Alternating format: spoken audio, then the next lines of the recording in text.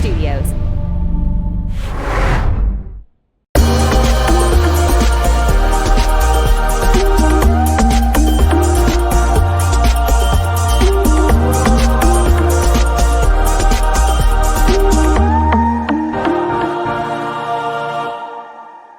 Good morning, good afternoon, good evening, and to some of you in the places where you are, good night. Go to sleep. Turn us on tomorrow. We thank you so much for all that you're doing for us. There's the chief, OBDK, and the co-host, and the chief himself. My dear brothers and sisters, say hello to your brother, my brother, Joel. I think I just got a promotion. But thank you. He Hello, got everybody. promoted. Don't forget to press like, subscribe, and the notification channel. Send it to somebody. That's what we're asking you to do. Please, please, please. So far, it's been very good. I can't believe how good we're doing. We love your comments. We love your comments. Yes, keep them coming. We love the people that like us. Keep it coming. We want to get to about 5,000. So that's, you guys have to be the one to come on in. And I also want you to know that we're coming from New Harbor Studio in Oxon Hill, Maryland, in Washington, D.C. You know where that is. Because when they sneeze in that place, everybody catch a cold. And I want you also to meet our brother who is on the far end of the United States. You know him because he's been with us and he's been educating everybody on not only the flag, but also on the Constitution. My dear brothers and sisters, please say hello to Ted Hayes. Good morning, Ted. Good morning, everybody. Good morning, Chief. How Good are morning, you? Joel. Good morning, Bob. You're looking very Yeah. sharp there, son. Yes, sir. Thank God, huh? Oh, yeah, man. Wow, California sun is doing you good. No kidding. Oh, yeah, because over here, we're still 1 minute after 12. You need to come out and get some of the sunny California sun, brother. Okay, we'll come, Because California When knows it- how to party. Huh? Said because California knows how to party. Oh, yeah. But I can't come when you two guys got that Kamala, or whatever her name is. I'm not coming there. They call her But my dear scam- brothers and sisters, we have had so many things to talk about. And I also want you to please welcome our guests all the way from Indiana. Yes, sir. We got brothers coming in from everywhere. We missed a couple coming in from DC and Virginia, and that's something because of technical stuff, yeah. But his name is Emery McClendon. Good morning, good afternoon, my brother. How you doing? Good afternoon. I'm doing fine and very happy to be here. And hello to the audience out there. And I hope that I can contribute something on today that can enlighten you and help you to understand a little bit more about what the purpose is of this program. So thank you. Nice to see Thank you both very of you much. gentlemen, and nice to be here. Thank Thanks you, for thank you. hearty We welcome. have quite, well, we try to minimize the issues and of what we will talk about because that's the name of this show. Hey, so let's talk about it because there's so many different programs and so many issues that are before us. Emery, Joel, Ted. So a couple of days ago, we noticed that there is a big issue for this election that is going on. And we're going to go talk about that issue first, and then we will go to the homeless issue and talk about that.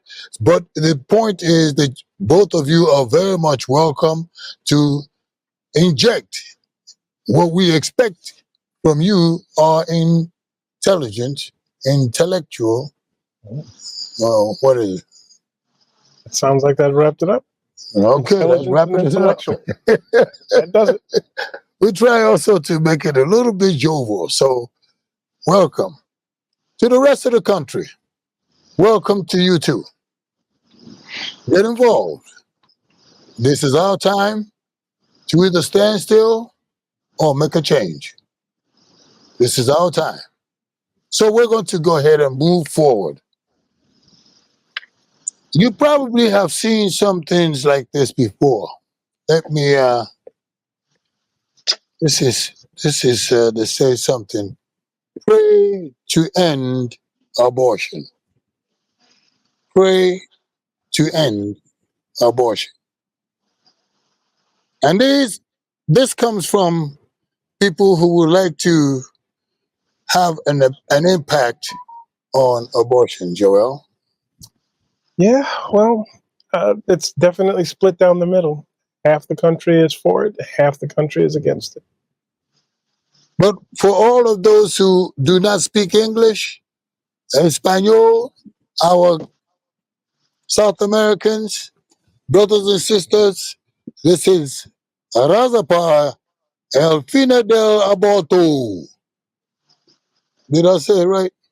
Mi español es no muy bueno. Well, I probably need to ask Ted to do that. But abortion, what is it? What in the world is this thing about? Because I told you, I am very stupid. I am. I admit it. There are many issues that I have very much no knowledge about. When I made my kids, I made them, man. Oh, You know, boom, boom, boom. We got a kid, and you we recovered well. huh? Then you recovered well Yeah, from, well, you from your know, pregnancy. oh yeah, you know, we didn't go for any of that. It wasn't even in the mindset Oh, of aborting. So we want you people that are the pro-life, those people that would like to reduce the number of abortions that is taking place nationwide, and at the same time, women are saying, "Joel, you need to help me out. Ted, Emery, you guys got to come in and help me out." Because here we have a lot of women that are saying, "It's my body. Nobody should tell me what to do with my body." Well, okay. It's not that I can tell you what to do with it anyway. We're talking about the reproduction thing, just on one side. Tell me something, Ted, Joel. well, I think that it's such a complicated issue. I mean, when it affects you personally, you probably know exactly where you want to do. I have a hard time telling anybody how to legislate their health. That is a personal matter. Um, Now, then you start getting into morality. Is it a moral thing versus a legal thing? And I think you end up kind of scraping against both. Hmm. Well, when it comes to Ted, what do you think, sir? Well, excuse me. I've been watching this abortion matter since the early 1970s. And I used to speak to the church members and Christians that I was involved with about this matter. And when it comes to abortion, apparently, uh, black folks being only 11% of the general U.S. population, we are over 40% of the abortion rate. And I'm told that since 1973 Roe v. Wade, when it first passed, rather, if it had not have been for abortion, we would have like somewhere 73 to maybe 80 some million American African black people citizens in this country. And this has been a quiet genocide for generations. And sure enough, God is going to address this nation because every child, he knows every one of them before they were even conceived in the womb. His son said, "Woe be unto you who offend these little ones that believe in me. It was Hmm. better that a millstone was tied about your neck and you were cast into the sea." So God is very upset. And I used to try to warn people like Rush Limbaugh. They correctly were saying in those days, the conservative Christians, that God is going to judge America if we don't stop this abortion matter. And But what they were leaving out, though, was particularly the matter of black folks. Why is there such a high rate of abortion in America, particularly with black people? Well, we've come to find out that a woman, folks, by the name of Margaret Sanger, who educated Hitler, and she came up with this whole idea of Planned Parenthood, and it was really aimed at black people to stop that 80 plus million that should be here now. That's what this was about originally. Now, white women have taken this issue and made it their own and made it everybody's own. White women, yes, they have to have abortions for rape, incest, all those kind of things to save a life, but it's more of a birth control issue more than anything else. And I Hmm. think that white women are really driving this. But no one's asking the question, though, why are so many black women having abortions? What is the cause of this? Well, the cause of it is this: it goes back to slavery. When white people in this country told black people what we can and cannot do with our bodies, we were chattel slaves. We were living human property. Men would come in, and the reason we have all our different shade colors, not because the black man went after the white woman, but because of the white man raped our mamas. That's Hmm. what caused the shades. We didn't cross that line. And when the Hmm. black man got involved, it was the white woman who told the black man, "Oh, Billy Bob, Joe, if you don't do me, I will tell Master, my husband, that you came on to me. Oh, Missy, don't make me do that. Well, you better get busy, boy." And sure enough, so we never had control of our bodies. And see, this is now coming down as a judgment upon this nation that if we really Hmm. want to end abortion, which God wants to end, we are going to have to start speaking the truth about the roots of who control whose body. Hmm. Emery, there's something about abortion that keeps nagging on me, and really don't understand it all. I'm an old man, but I got grandsons, I got children.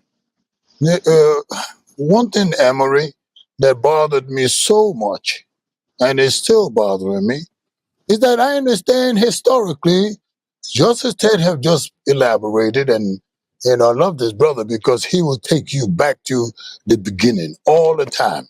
He will let you know what happened, the rape, the incest of black women, and black women decided that instead of having those children to be born in slavery, they killed them, aborted them.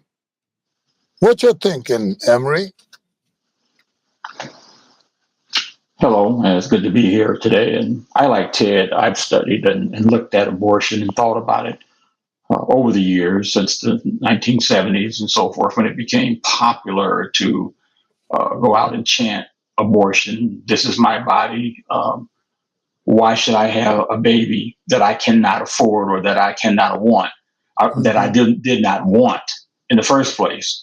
Well, to answer the last question first, I would say that they didn't think about that when they went out and had sex or did uh, things that were not promiscuous during that time frame. And then only when they got pregnant, they decided all of a sudden this is such a horrible thing. But it's not me as to what I did in life to degrade myself and not want to bring a living life, a life that could be blessed by God into the world, but only because it's an inconvenience.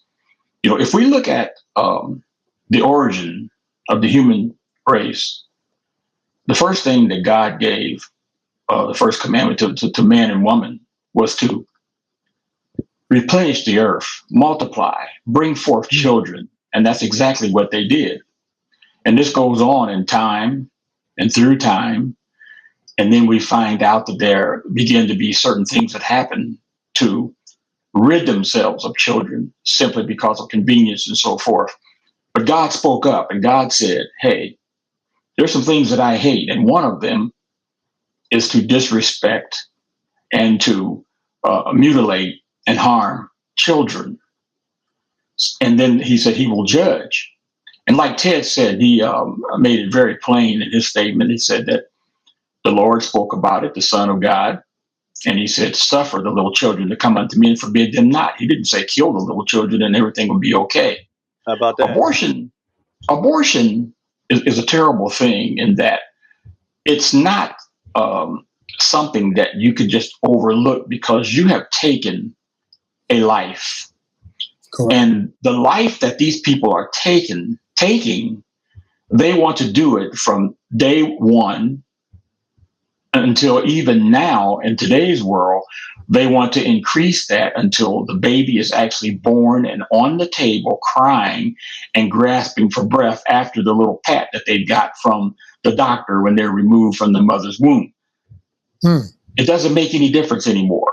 Whatever trimester it is, even if the baby's born, and the method doesn't seem to bother people nowadays, whether it be by pill the morning after, or whether it be by crushing a baby's skull as they pull it and tear it apart limb by limb from the mother, or if they wait until the baby is alive, and bring it out of the body and then stab it with a pair of scissors in the skull or in the stomach or whatever, or just dismember the baby, or leave it in a room, turn off the lights, and allow the baby to starve to death or cry itself to death.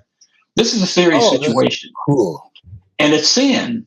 And it's sin. And see, the thing that destroys the world is not so much our actions, but it's to be in rebellion against God. And this is a complete rebellion against God. And we got to rectify this, or we're going to be judged tremendously here in the United States of America. Abortion is murder. We might as well go ahead and say it like it is. It's murder. It's the killing of an innocent life. And I want to reiterate one thing before I turn it back over to you. You know, they harp and they scream on the Planned Parenthood side about this is my body. Well, I got news for you.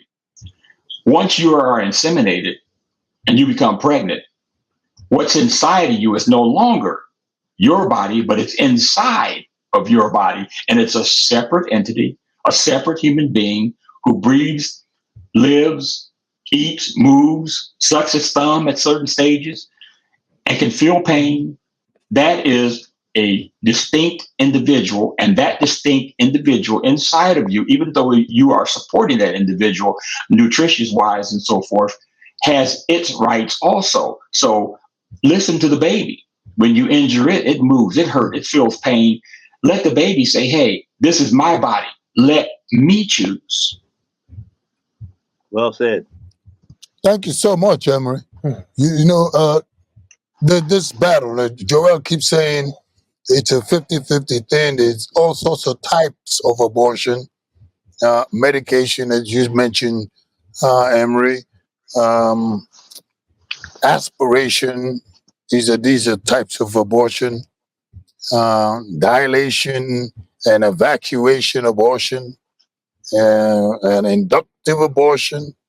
And, now some women that will be watching our show, they're going to say, it's just all you men.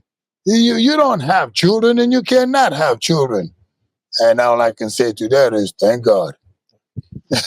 I've never been inseminated myself. But in Maryland alone, the election that is coming up, a question is on a ballot. You see, there's one group that is saying, I think it's over there, Joel, you got it. I think that's it, or do I have it? Where did I put it? Oh, here Well, while it you're is. doing that, Here it is. I was just going to add something. Joel Now- wants to add something to it. Go ahead, Now, this Bill, is man. just the science that I understand. Now, the modern day science now makes it where you could be 99% covered and not be able to get pregnant or conceive, which is obviously through birth control. The thing that makes me scratch my head, and I've even talked to some women who have had unwanted pregnancies, and I would ask them, how did it happen if you got pregnant? And they would say things, and this was multiple people that I've had this conversation with. They would say, well, I hadn't gotten pregnant yet, so I figured I couldn't get pregnant. So there's a huge lack of education about, how we can prevent pregnancy. That needs to be reinforced. But again, it's a political issue. And if we could just get to the practical side of dealing with the health of a mother, the preventing of a pregnancy, these issues would by them very self. If you're at 99%, of being able to avoid a pregnancy, the issue becomes almost by itself, solved. But unfortunately, I guess people aren't that way. I would like to see people as careful with pregnancies as they are wearing their seatbelt in their car. To me, it's just sad, and it says that there's some irresponsible behavior that needs to be addressed. Absolutely, I understand. Something about abortion, and this is for people that are pro-life, and they ask people to let their heart beat. Now, I was just mentioning about the ballots in Maryland. I don't know about the other states. I understand there's 20 states that have abortion issues. Some of them, like Florida and Texas, have absolutely declared that there shall be no abortion. And I think our engineers are going to show you some graphics on that. But there's something about protecting the kids. And in their ballots, the question is vote against amend the Maryland Constitution, so every state have their own constitution in the general election. The big battle between Donald Trump and Kamala Harris says, no man should tell me what to do with my body. And on the other hand,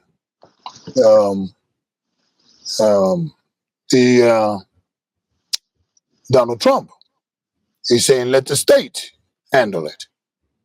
Abortion between the person who's aborting, the family, the pastor. And boy, I tell you, next week we have Pastor Hardy. Next Sunday, Pastor Hardy is a pro-life, a magnet of pro-life, a man with some huge intellectual analysis. Pastor Hardy will be here next week. He has committed himself, and we will be welcoming him. And hopefully, we also welcome my brother Emery, and of course, our brother Ted. Just imagine. I don't understand it. This thing about abortion. And before we go any further, my dear brothers and sisters, please do what Joel have asked you to do. Press the like. Press the like button. Subscribe. And the notification. And notification. We want to get you up to 5,000 of you that is listening. Please do it. We need your help. There's no if and buts about it. We're getting involved in this election, and we want you to be part of it all. And we love your comments. Oh, by the way, we love your comment. Now, if you got something bad to say, send it to Joel, all right? I'm sensitive. He's more responsive than I am. Because I tell you, you can jump and, I'm trying to be nice. I do have a degree. We'll be back. Take it easy. Here we come. We're coming to you from New Harbor Studio. And the talk of this show is, hey, let's talk about it. We'll be right back.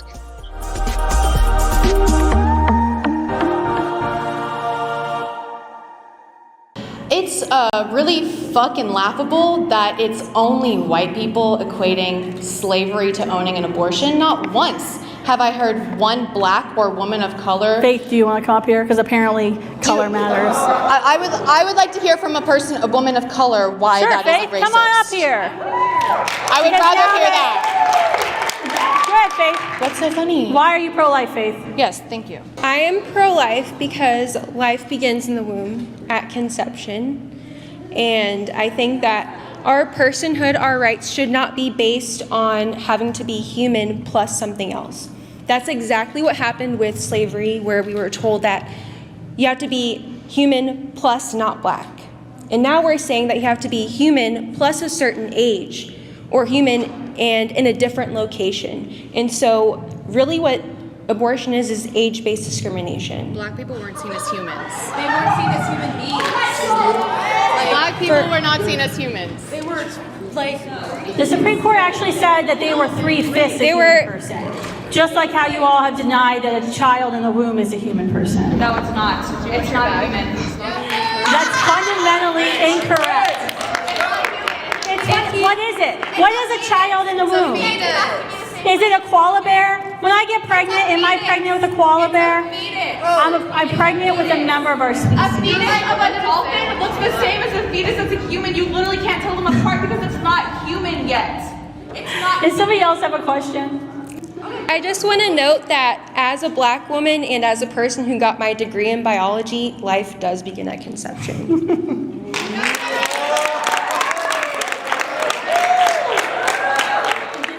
Minute the man walk away, he a deadbeat.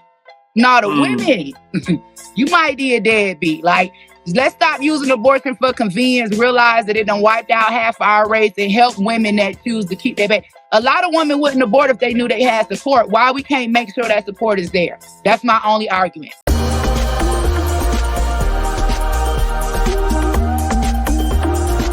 Thank you so much. We're back.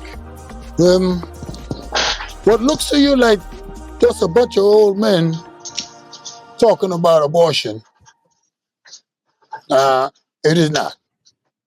You're watching some intellectuals, men who have had experience in life and geniuses in many ways. And we have a question.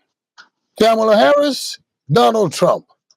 More than 20 states in this country are anti-abortion. I'll tell you guys what I did a few days ago in a brief way. I went to an abortion clinic, just walked in, knocked on the door. A lady opened up the door, and it was a white lady, a Caucasian, so nobody get offended. And the other person is a girl, a young black girl. Looked like she's been newly married. Pretty girl. I began to ask all kinds of questions about what is going on. Why this abortion? So the lady started talking to me. She said, well, her name is, I'm not going to give it to you. She gave me some reasons why people come to the abortion clinic. When I walked in there was a room with about 25, 30 seats for people who are waiting to go inside the room where the abortion takes place. It was a big table, and that in my mind is where they look for the sack, and then when they finish determining what the sack is all about, then they go ahead and perform the killing. Oh, excuse me. Well, whatever. She said to me, there are some reasons that a young girl may not be financially able to take care of a child. That there is another young girl that may have already too many kids and can't afford to have any more. And there's another one about the ability of her body to go through a 9-month pregnancy period, which, being a man, I got no idea what it takes. But I made 5 kids. And my wife is powerful.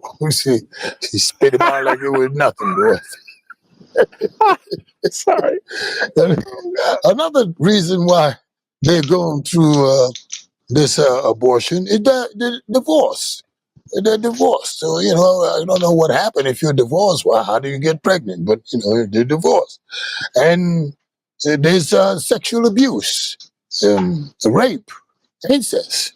I curled up when that last portion came out, rape and incest, because I do not support that at all. No way in the world. And I think 99% of men don't either.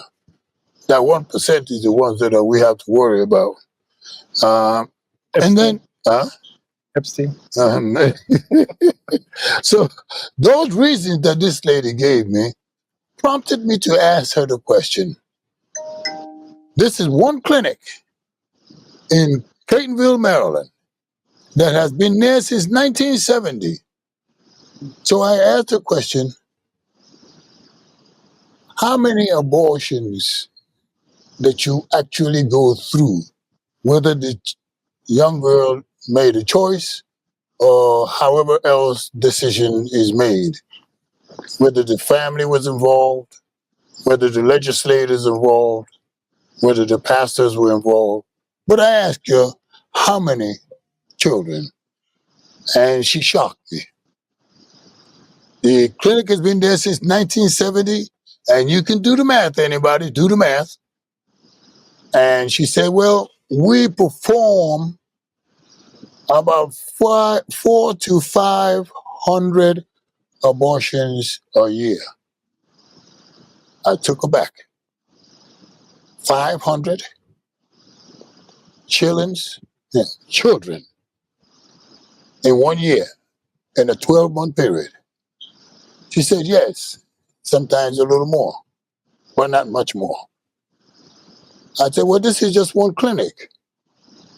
And then my head went into multiplying how many other clinics are in the state. And the guy that owns it, the clinic, lives in one of the most richest towns called Potomac. Just big real estate, $2 to $3 million homes. And he's the one that owns the abortion clinic.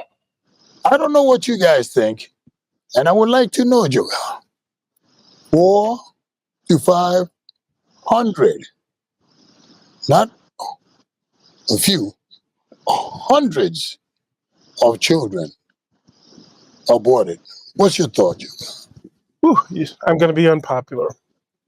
All right, so I took it from this standpoint. Of course, abortion is something that we should find some way to not have to do. However, it is a part of our society. The thoughts that come to my mind is, if you were to look at the rights that we have as American citizens, do we actually have to say how many times my freedom of speech was protected? Do we have to say how many times my right to bear arms was protected? Those statistics get lost in the issue of, is this a moral or immoral thing? Do I have a right to protect my life? Do I have the right to take life?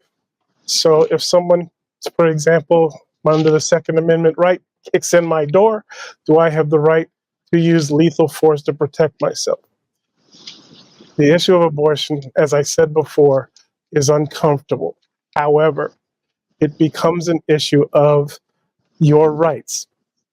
Do my rights supersede the issue of the legality and the morality of an abortion?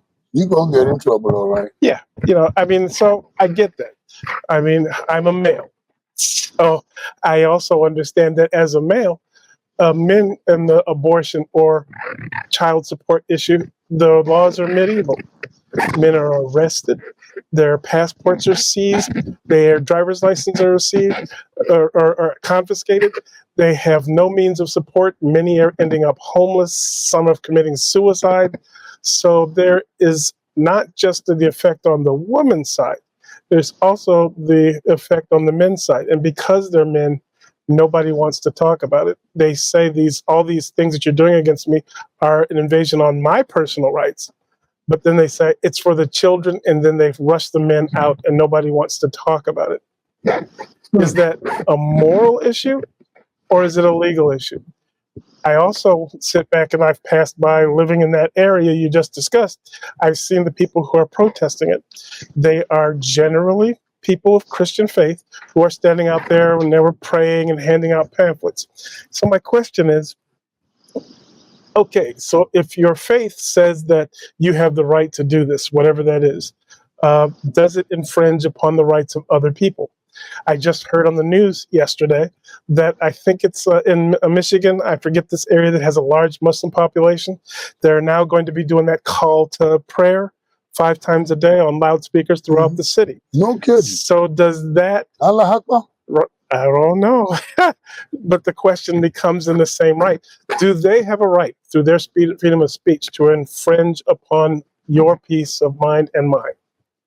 I'm not Muslim, but do I have to then be subjected to the call to prayer in a society that has not had that issue. Yes, we have a large Muslim population in some parts of the country, but do they have the right to impose something like that? That now becomes a moral and legal issue.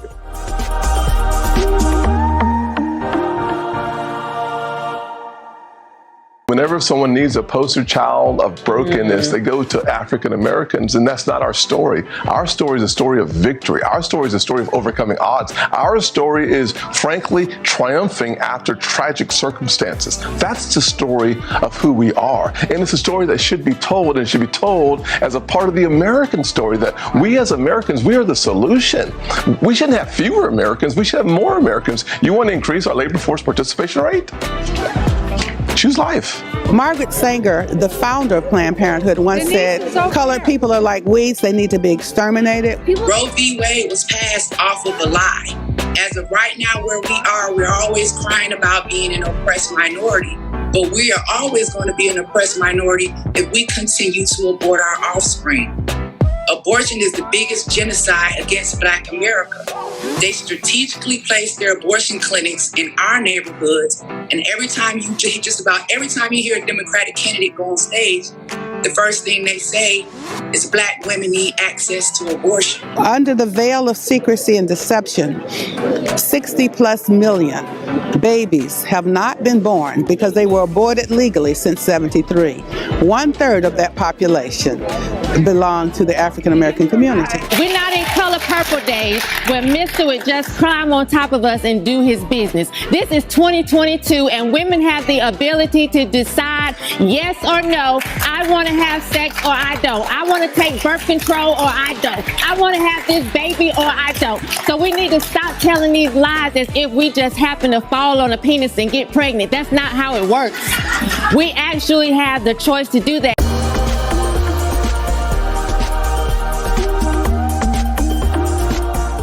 Ladies and gentlemen, thank you so much for being patient, and we're back.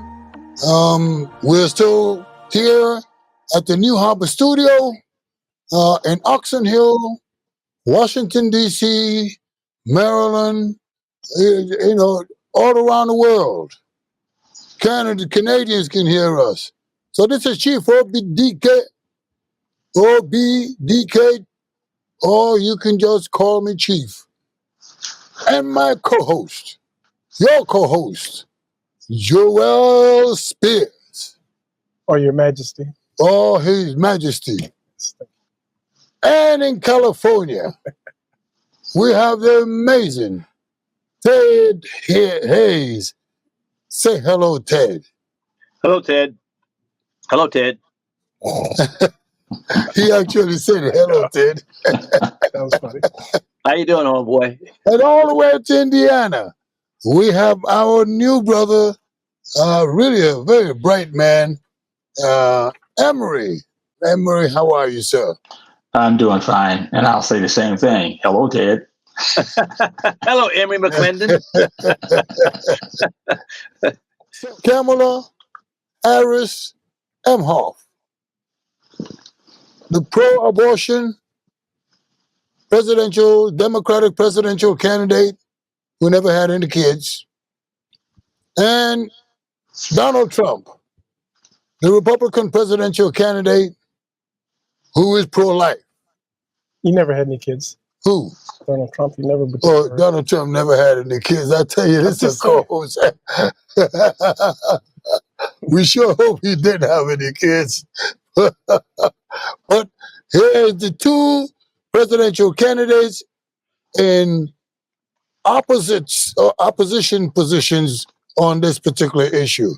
Joel, and it's going to be a battle. Some people are just making it into a woman-man issue. Well, and some people are smart enough to make it where does the legislature comes into the picture. But I'm going to make some enemies again. Okay, make an enemy. Killing people has never been completely illegal. Listen up, folks. Every society has armies, police force, and they are heavily armed, And their job is to stop a criminal act, even up until the point of taking human life. So we have always legislated that there is some acceptable death of humans that is necessary for a society to be safe. Now, we're not a theocracy. A lot of people who tend to object to the abortion issue object on religious grounds. Yet, is that appropriate based on the structure of our government? There's a difference between having the right to say something and doing the right thing. And I think the abortion issue goes right down the middle. It's something that people have the right to do, but is it the right thing to do? That's why we're split. You have some people who say we should never do abortion, and some people who say I should absolutely have the right. I'm confused because I can see both sides are valid. Human life should be sacred, but we've never been that way as a society. Tonight, several people will probably be shot in some kind of confrontation, and that's not taken as tragically as the abortion issue, although it should. People should respect life. So I understand both sides of the issue and generally tend to sit back and say, from the sterile issue of I got to remove my emotional side and look at the legal side. Is the right to an abortion a proper thing? From the position of the laws that we've set up, since we do basically say that the death of human beings is acceptable under certain circumstances. Okay. Sorry. I think sometimes, I don't know what juice my brother's drinking, but I don't want none of it. I don't know. I don't know about you, Ted, you and Emery. Would you like some of that juice that he's drinking? I got my gin and juice. I'm good to go. Oh, I love it. I think I'll pass because on the faith issue, we have that Pastor Hardy who's going to be here next Sunday, and we have both of you also who are going to be here next Sunday. We pray that you stay well until then. Now let us go into the big topic that I really have a humongous problem with, and this is something that is also a critical issue on the political stage involving the homeless, many of whom are, shall we say, veterans.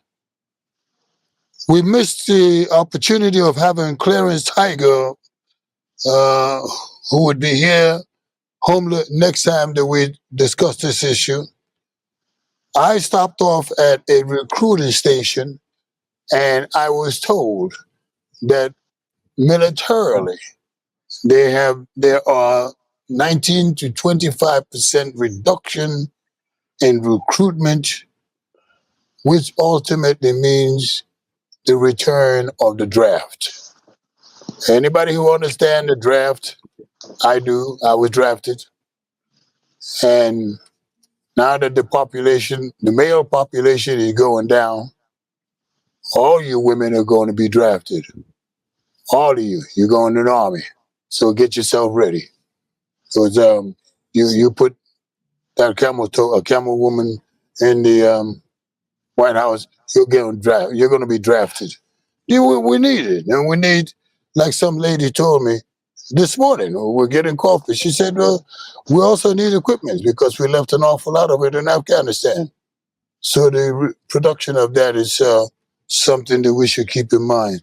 Now, the military-industrial complex, they will always have money. They get trillions of dollars from our government. We can print the money, but the equipment is what she was making a reference to. So let's look at, for example, Ukraine. Are we sending all these billions of dollars directly to Ukraine, or are we paying the bill for all this American equipment to be shipped over? Well, that's something that, we will talk about. What are they doing with the money that is being printed and given to them? Well, we're just gonna have to talk about it. Like they said, politics creates the oxygen from where the economy grows. The economy cannot grow unless you have some oxygen.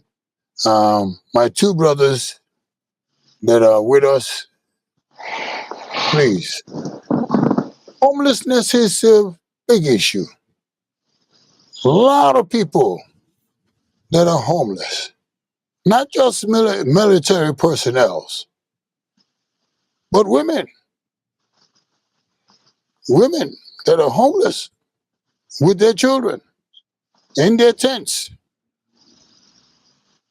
I would go to the refugee issue in New York, but that's for later discussion because I need to hear from both Ted and Emery and you, sir.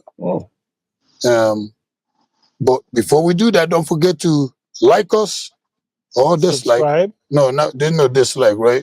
Nah, you don't like want to us. Subscribe. Subscribe Press the to us notification bell and ring the bell. and leave comments. But here are some things that you need to know. Ted Hayes has something that he would like to show you. And I'm sure that you've seen it before. It is the American flag turned upside down. It is the American flag turned upside down.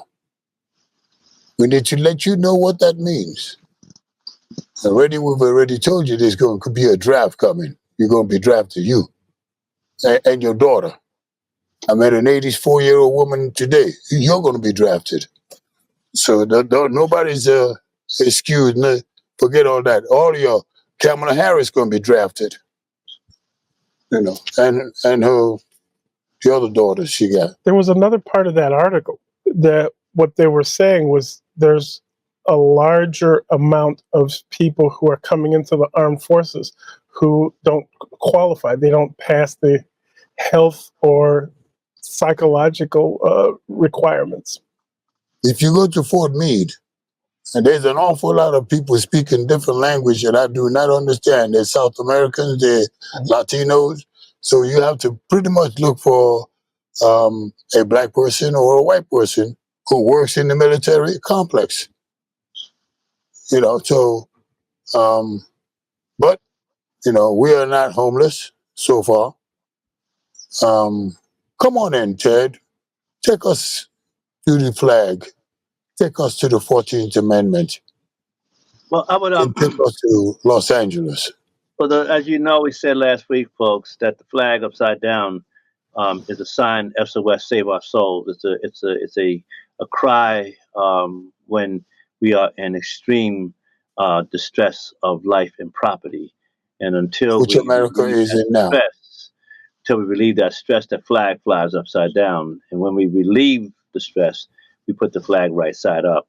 If I had my way, and maybe someday, whoever gets to be the next president, I'm really pushing for this, that the flag over the White House, and the Capitol building, and the Supreme Court be turned upside down, daily reminding the American people of our struggle, because too many of us become complacent with the comfortableness of our life, even though we are paying high prices for it.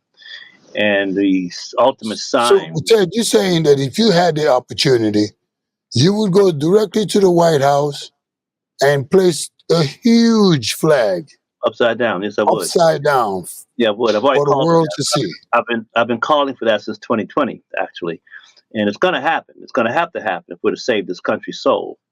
But the ultimate statement of what's wrong with our society is homelessness. It's an indictment of our society, and the worst indictment is the fact that we have in the same sentence homeless U.S. military veterans, which I think my brother Emery, whom I've known many years, and he has been a warrior on this issue for a long time, and I would defer to Emery to hear what he has to say about the matter of homelessness and what he's doing about it. But that's okay. Thank you so much. Come on in, Emery. He's devoted to you to talk about this tragedy that is befallen Americans, American soldiers. Come on in, Emery. Talk to us about it. We do have a very serious homeless situation, and it's evolving daily to unprecedented proportions throughout the United States. We see our resources being depleted, and the resources are being allocated in other places which they never should have been allocated before because of our open border and because of what's going on down there, coming across the Rio Grande, through Arizona, through Texas, and through some of the other border states. And then these resources are being redirected to people who have not paid into taxes, who are being given a place in the front of the line as far as monetary resources, living quarters, medical attention, and so forth. And these soldiers and the veterans who have come home from the military are being neglected. And the resources from the VA, and I've heard this from many sources, from doctors at the VA, from medical assistants, from nurses, and from those who work in veterans organizations, which I'm very proud to be members of, such as the American Legion, the DAV, Disabled American Veterans, and other organizations that I've worked with. I belong to that too, DAV. Okay, over the years, and I've had quite a presence in going out and helping these people try to find resources and so forth for these military veterans, and it's increasing in many numbers because they can't find jobs, number one, and the number one reason for that is because they are being placed out of line and out of rotation and being replaced by illegal immigrants who cannot speak English, who are giving the place of predominance because they want to use these people to replace not only the veterans in the line, but also it's a very serious issue for us being Black, because we see in cities such as Chicago and New York, the numbers are increasing in the Black population of joblessness, of homelessness, of being able to get the resources that we need that we're normally gotten through like EBT programs, welfare, and so forth.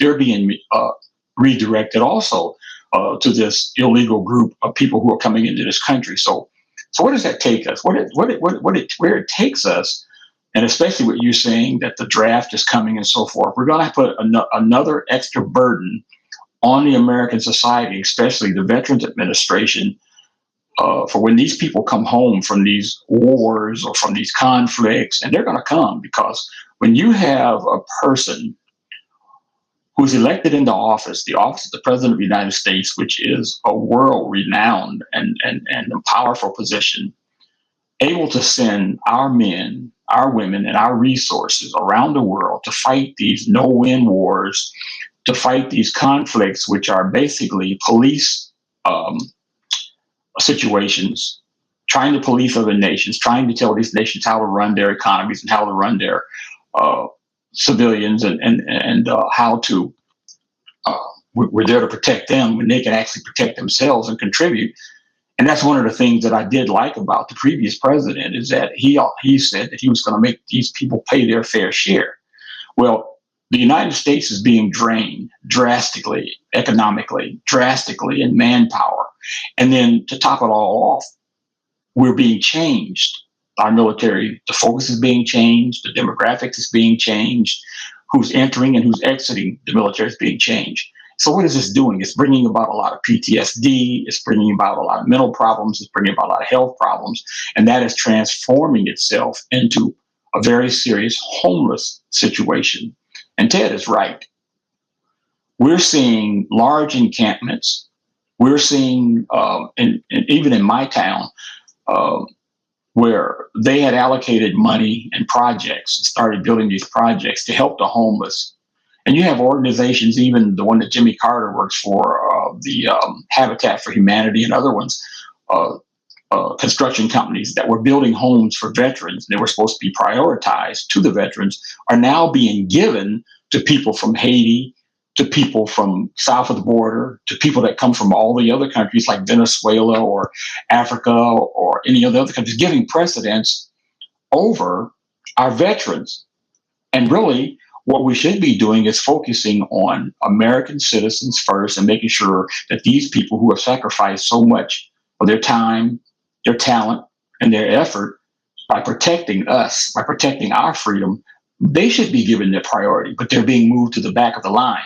So therefore, we see a tremendous increase in veterans homelessness. And I think it's going to, well, it is, I don't think, it's coming back to haunt us in our military, because now we have a recruitment problem, which is now leading to what Chief talked about, is we're going to be faced with, because of the number of people who don't want to join the military now because they see our military being decapitated. We now need to look into bringing people in by the draft, and that's going to include our women, and they're pushing it. Every time you turn around, you got some senator wanting to add, or some congressman that wants to add the stipulation that not only will our young men be drafted, but also our young women.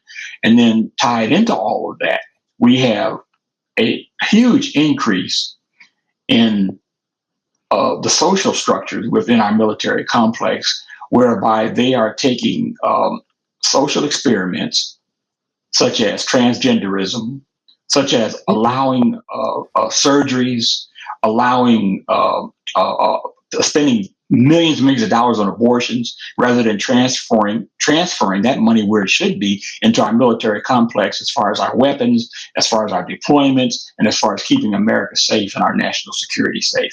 I'm just going to touch on that just a little bit here, and I'll turn it back over to you. Time out for a second, Emery. Time out just for a second. Now you done touch my doggone sore. I mean, my. Say what? That the military are spending our money or the United States funds, while there are literally millions of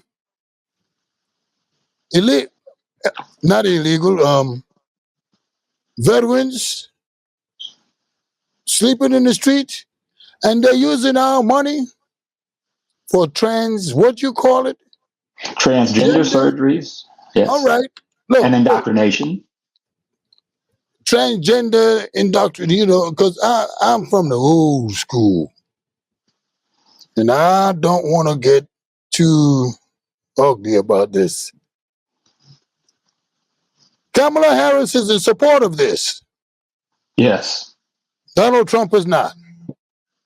Correct. I would like to give everyone here an assignment.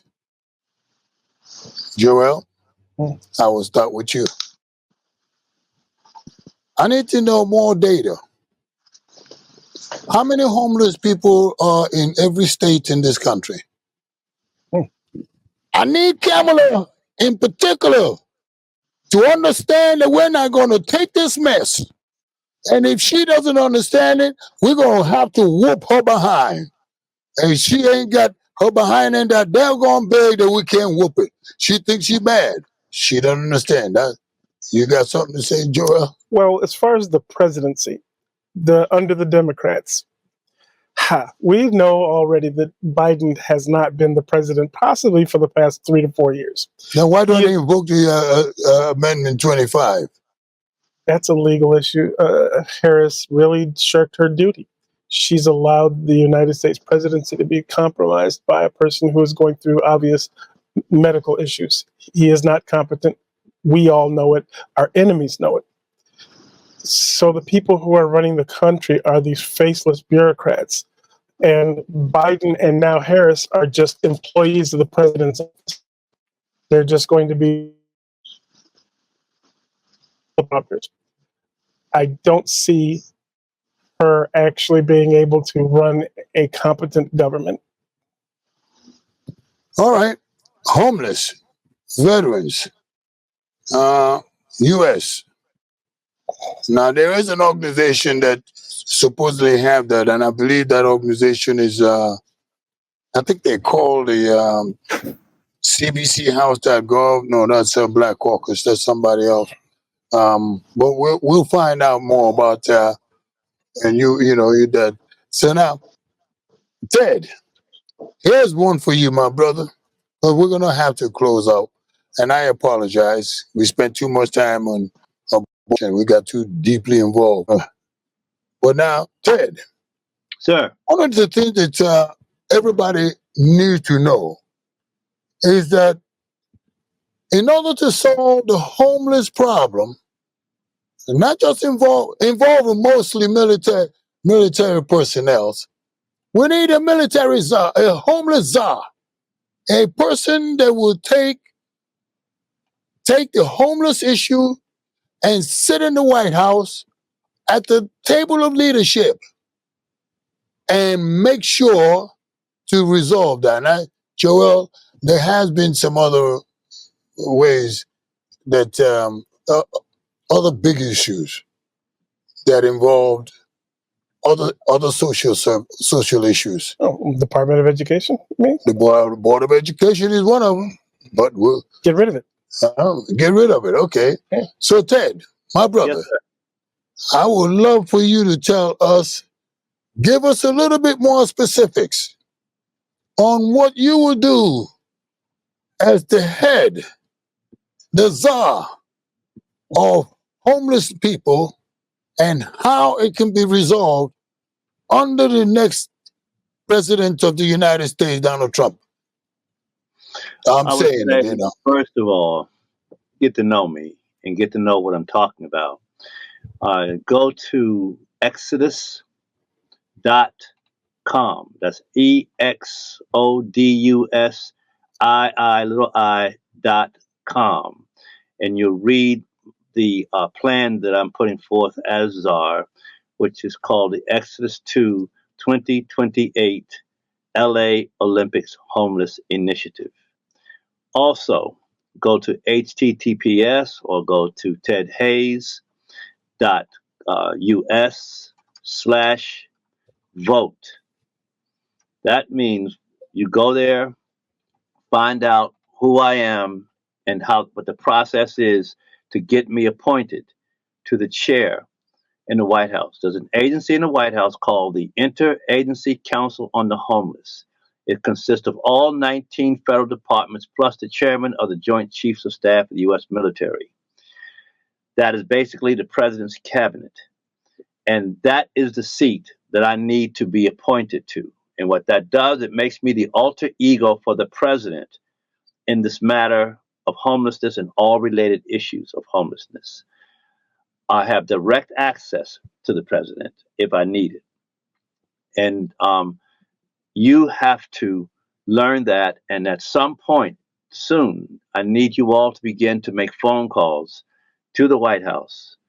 I'm hoping before the election to tell Mr. Trump, which looks like he may win, to appoint me czar homeless.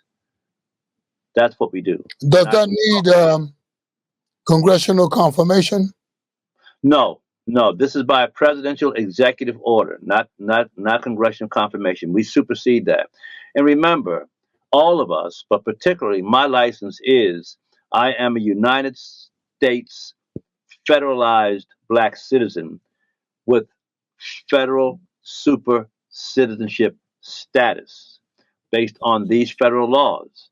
The January 1st Emancipation Proclamation, the 1866-68 Civil Rights Act of 1866, 14th Amendment, and others. These are my authority papers. So, yes, if you could support me in that, absolutely. Maybe sometime in the future, Chief, we could talk more in detail about that. If I get that seat now, I'm going to bring Emory to the table. I'm going to bring you to the table. And I want you guys to develop for me a council of veterans, and tell me what you need and what you want and how you want it done. Because by sitting in that chair, I can then cut all red tape, not only legally, but morally. Because I always bring it back to the fact that if it wasn't for the back of my ancestors and your ancestors as Choctaw slaves, there would be no United States military, no United States of America, no Declaration of Independence, no Constitution, no Israel, no Arabs, no Europe, no Asia. And it's time that we own up to that morality. Remember, the world said, we didn't say it, the world said it, Black Lives Matter. This is a matter of Black lives. Put me in as chair of the Czar Homeless. Understood. And instead of you taking the assignment, you give an assignment out. Exactly my point. And you have to treat me, folks. Treat me like a presidential candidate. Treat me that way. Run a campaign that way. If we don't get the appointment before the election, we continue hammering on the next president until that president makes that appointment. I'm not asking you for Okay, money. I'm not but asking you for your vote. I'm you've asking always been you a to teacher. participate. You've always been Huh? a teacher since you've been on. Let's talk about it. You've been an instructor. And if I A get lot this of seat, people, Chief, if I get this seat, especially. not only I'm will I be sorry. able Go ahead.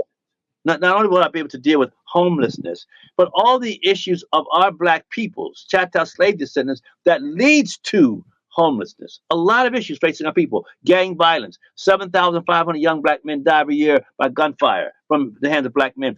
40% of the abortion rate. Why? We can address that issue to stop that abortion rate. There's things that I'll be able to do in that seat. I'll have a moral bully pulpit. Okay. Um, you're going to please give us some education uh, on this assignment because some of us, like Ted, we're old. No, you're not. You're mature. Yeah, gray haired and all, but I'll be honest with you, I was old. But You can have what you we say. will do the best. So all of you, in the sense of being given that assignment, are you a veteran? Just go to the site, this site. Hey, let's talk about it on, .com. huh? .com. That is, hey, let's talk about it.com. Hey, let's talk about it.com, all one word. Now let's go to Emory. Emory, my brother, there's an awful lot of money that are leaving this country for military purposes. Israel, Ukraine, Iraq, a lot of ships that are in the Mediterranean right now. I think about 9 of it. What is the cost for all those, what do you call it? Deployed. Huh? Deployed. All those deployed, what would it cost the United States to get all these military personnel out of the homeless? Now, here's the way I look at it. Look at how much money Ukraine comes to the United States to collect. If just a portion of that is spent and making sure that Ted has that money, do you know how much reduction of homelessness would take place? Well, the rabbit hole goes even deeper. I believe a couple of years ago, the military announced that we had misplaced like $2 trillion and nobody knew where it went. So this issue of military spending is quite a complex one. Okay, Emory, there's a lot of money. How much will it cost to get all those people out of the streets of America and clean America up and help Donald Trump to clean America up? How much will it cost?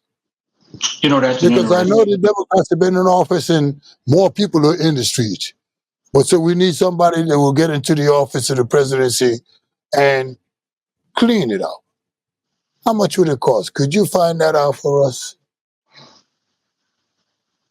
I will definitely look into it. That's a very interesting question because we have spent trillions of dollars on waste, government waste, and not only in the Ukraine.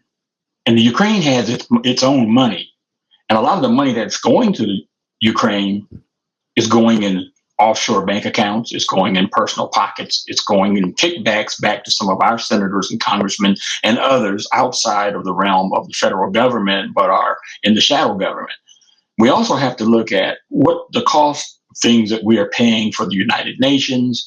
We have to look at the rogue nations that are receiving money from the United States, which is our tax dollars, the American citizens, and we should be concerned about how our tax dollars are spent.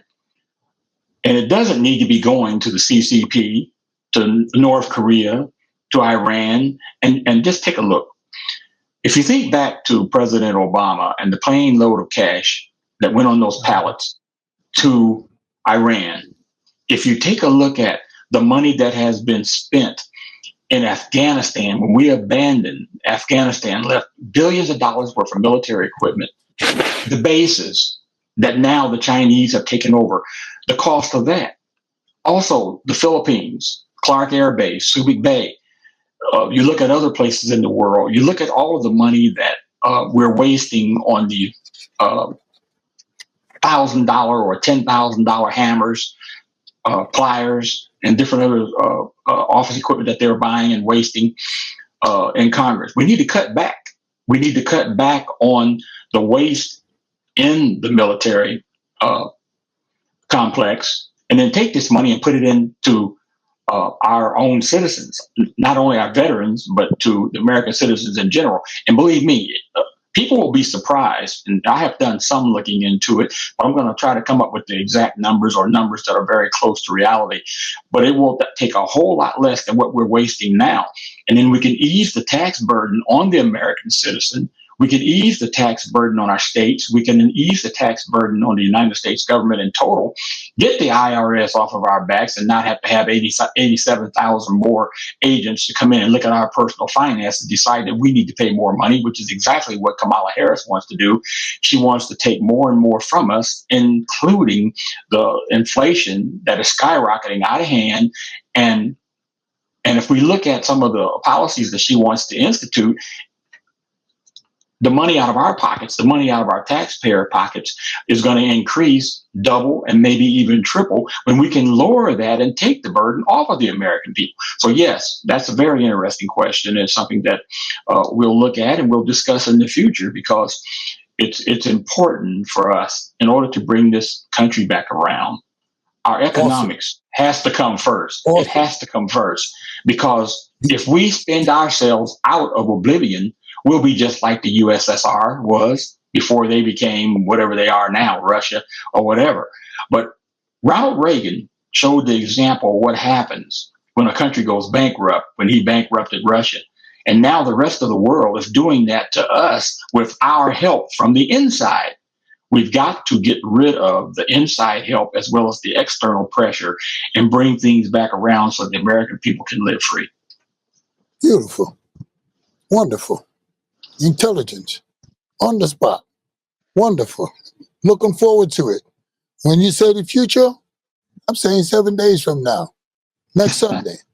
One of the things that, Joel, you'd think that China is overtaking America in science, in mathematics, in agriculture, given the fact that everything that we own made in China. Made in China. Everything made in China. They're taking over in respect to in the actual respect of a country across the world. Africa no longer respects America. Middle Eastern countries are constantly looking upwards to the skies,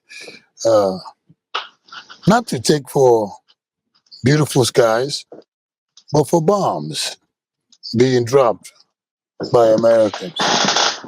Look like we're having problem globally. And right about now, it looks like only one man. Man, I said one man. Not man, but man, who can resolve this problem. I'd like to, first of all, before we clean up and go out, and before you make your final statement, remember Pastor Hardy? Don't forget to like, subscribe, ring the bell. We see so many things coming in already. Click. Good.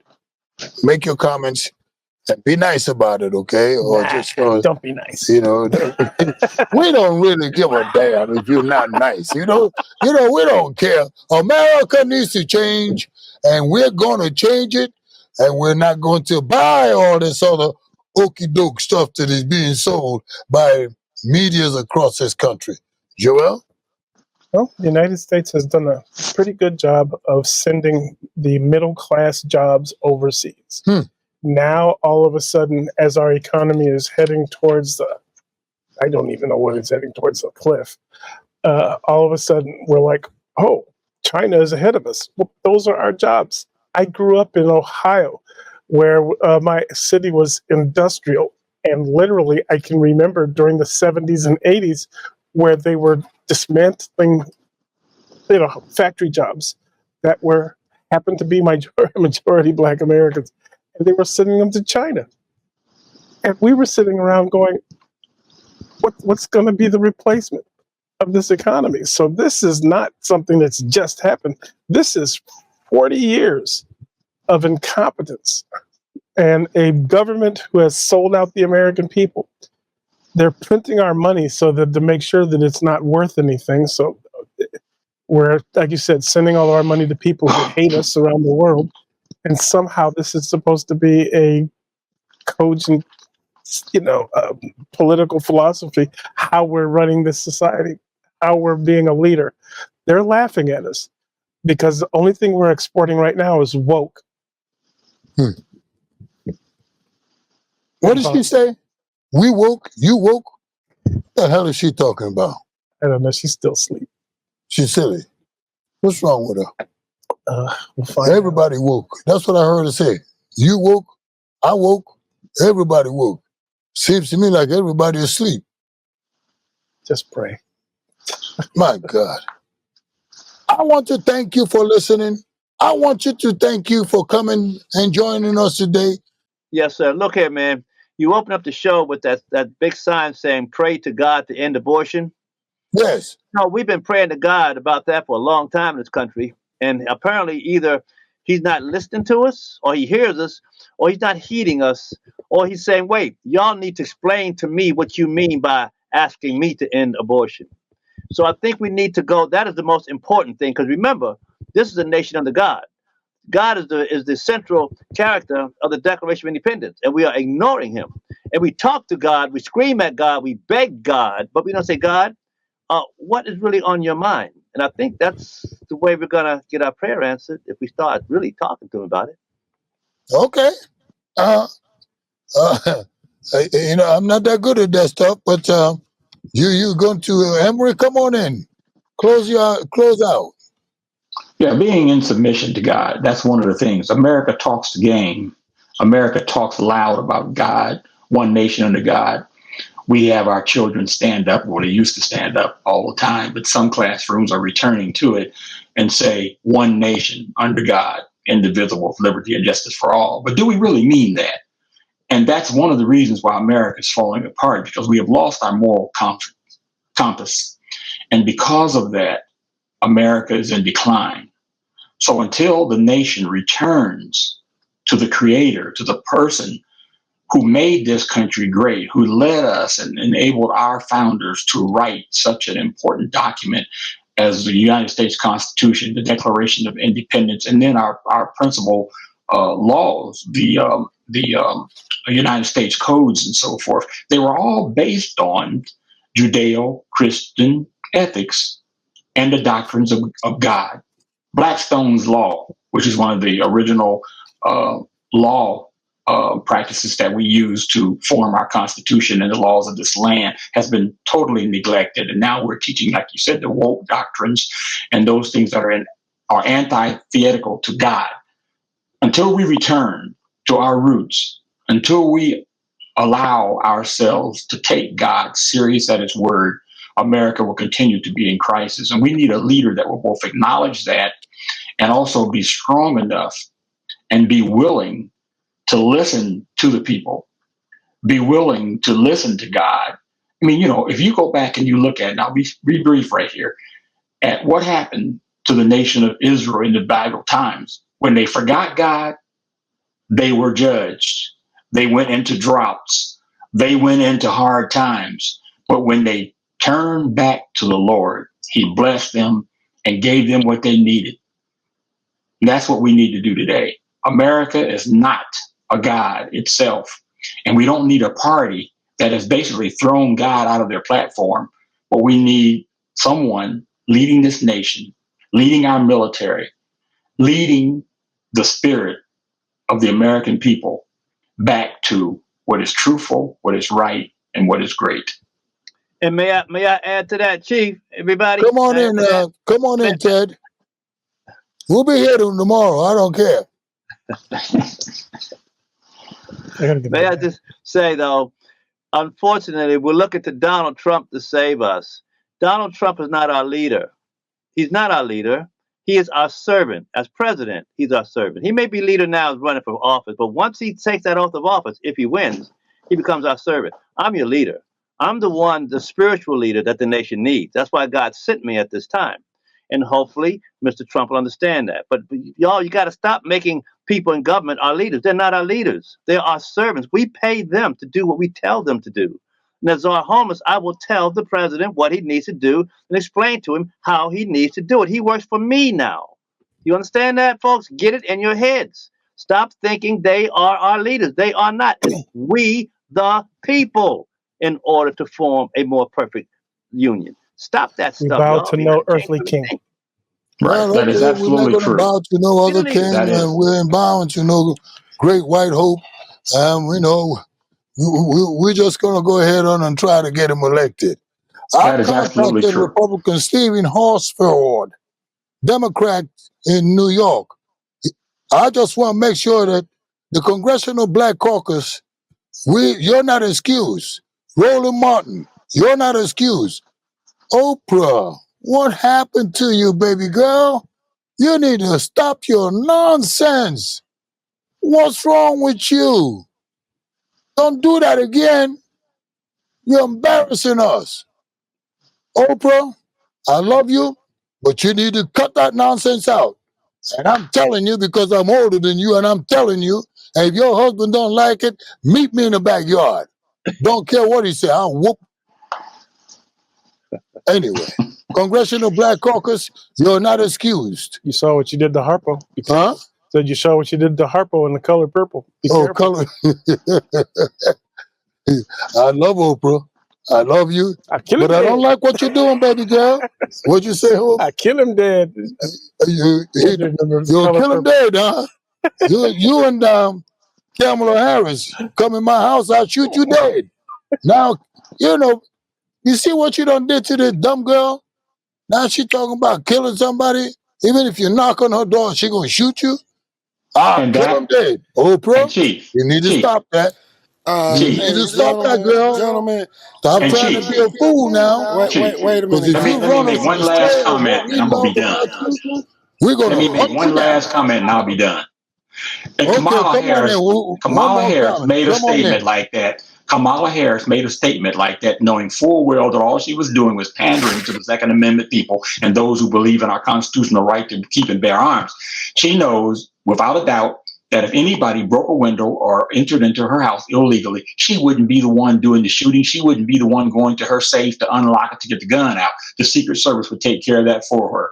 So once again, we see her in a myriad of lies just to lead the people off into indoctrination and misconception. Good point, Amen. Emory. Well Good done. freaking Well point. said. We will see you next time. Stay Emory with us. Brendan. Keep Emory coming on Brendan. back. Keep sending us your love, your like, your whatever. Ring the bell. Until the next time, this is Chief OBDK with Joel Spears, Ted Hayes, Bye, everybody. Emery. God bless you all. Until the next time, goodbye.